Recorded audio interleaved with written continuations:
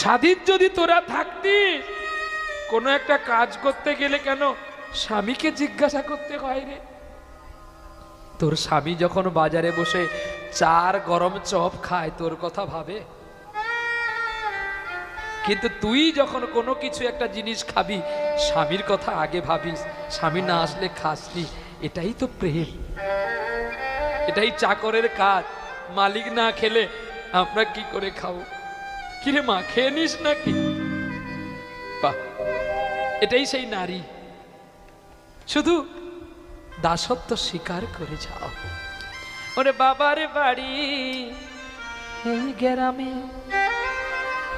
ও তোর শ্বশুর বাড়ি ওই,